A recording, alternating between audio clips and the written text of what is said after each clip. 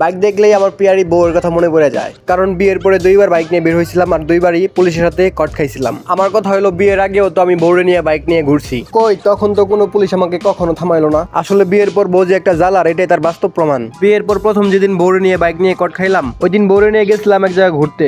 ঘুরে সন্ধ্যার একটু আগে বাসায় আসার সময় দূর থেকে দেখলাম কয়েকটা গাড়ি রাস্তার মধ্যে দাঁড়ায় আছে। গাড়ি দাঁড়ায় রয়েছে, এটা দেখে আমি তো কিছু মনেই করি নাই। আমি মনের আনন্দে বউরে পিছে নিয়ে রাস্তার এক পাশ দিয়ে সামনে যেতেছিলাম। গাড়ির একটু টান বেশি ছিল, কারণ সন্ধ্যা হয়ে গেছে, বাড়ি যাওয়ার লাগবো। এর মধ্যে সামনে দাঁড়ায় থাকা গাড়িগুলোর কাছাকাছি আসার পর গাড়িগুলোর চিপার মধ্যে থেকে কই থেকে যে একটা পুলিশ এসে সামনে এসে দাঁড়াইলো বুঝলামই না। সামনে দাঁড়ায় পুলিশ আমার হাত ইশারা করে বললো এই দাঁড়াও। ওই পরিস্থিতিতে রাস্তায় পুলিশ দেখে আমি তো পুরাই থতমত খাইয়ে গেলাম। কি করবো না ভাইবা গাড়িটারে আস্তে আস্তে স্লো করতেছিলাম, আর মনে মনে ভাবতেছিলাম আজকে তো কাম সারছে, কারণ বড় নিয়ে বের হইছি, মাথায় হেলমেট উপরই নাই আর গাড়ির কাগজপাতিও আনি নাই। এগুলো ভাবতে ভাবতে একদম পুলিশ অফিসারের সামনে এসে দাঁড়াইলাম। পুলিশ অফিসারের সামনে দাঁড়াই প্রথমে একটা সালাম দিলাম। ওই পাশ থেকে পুলিশ অফিসার আমার সালামের উত্তর নিল না নিল বুঝলামই না। যাই আমার সালামের উত্তর পুলিশ অফিসার নিলে নিছে, না নিলে না নিছে, তাতে আমার কি? আমার সালাম দেওয়ার কথা, আমি সালাম দিছি। এদিকে ভয়ে আমার কাপড় চোপড় খুলে দেওয়ার অবস্থা। এজন্য প্রথমে স্যারকে একটা সালাম দিলাম, যাতে আমার ভয়টা একটু কম হয়। যেরকম ফাঁসির আসামির শেষ ইচ্ছা থাকে হচ্ছে নামাজ পড়া, আর কিছু কিছু ফাঁসির আসামি এমন নামাজি পড়ে তার নামাজ আর 3 দিনের মধ্যে শেষ হয় না। যাই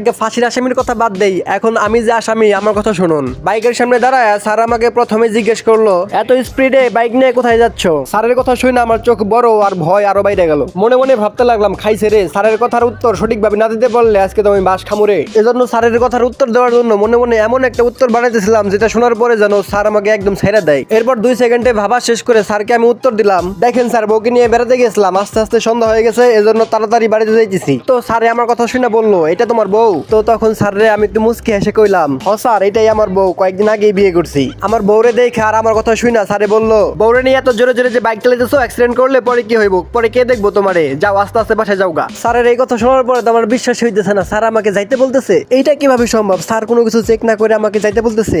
একটু পরে বুঝতে পারলাম স্যাররা আসলে ট্রাফিক পুলিশ না। আসলে স্যাররা যে রাস্তায় চেক করতেছে ওই রাস্তা দিয়ে কোনো মাদক চোরাচালান আসতেছে কিনা ওইটাই স্যাররা যাচাই বাছাই করতেছে, চেক করতেছে। যাই হোক স্যারের ছেড়ে দেওয়ার কথা শুনে মনে মনে ভাবতেছিলাম ভয়কে জয় করে বাসায় যাচ্ছি। কিন্তু স্যারের একটা কথা এখনো অনেক মনে পড়ে। কথাটি ছিল বউকে নিয়ে এত জোরে জোরে যাচ্ছ, পড়ে গেলে পরে কি করবা? অ্যাকচুয়ালি আমরা উঠতি বসে ছেলেরা বাইকগুলো অনেক রাফ ড্রাইভ করে, এজন্য অনেক বেশি অ্যাক্সিডেন্ট হয়। সো গাইস আপনারা যারা বাইক চালান তারা একটু দেখে শুনে বুঝে বাইক চালাবেন, যেন আপনার কোনো ক্ষতি না হয় এবং আপনার দ্বারা অন্যের কোনো ক্ষতি না হয়। বাইকে অবশ্যই বাইকের কাগজপত্র এবং হেলমেট সহ গাড়ি চালাবেন, নয়তো আমার মতো ভয় পেতে হবে অনেক জায়গায়। সো গাইস আজকের ভিডিও এই পর্যন্তই। সবাই ভালো থাকবেন, সুস্থ থাকবেন, আশেপাশের পরিবেশ সুন্দর রাখবেন এবং গরিব দুঃখীদের সাহায্য করবেন। সো গাইস আমার জীবনের সাথে ঘটে যাওয়া এই বাস্তব গল্পটি কেমন লাগলো অবশ্যই কমেন্ট করে জানাবেন, এবং আমার বউকে নিয়ে পুলিশের কাছে দ্বিতীয়বার কট খাওয়ার গল্পটি জানার জন্য অবশ্যই কমেন্ট করুন। আপনারা কমেন্ট করলে আমি গল্পটা আবার বলবো নতুন করে। সবাই সে পর্যন্ত ভালো থাকবেন, সুস্থ থাকবেন।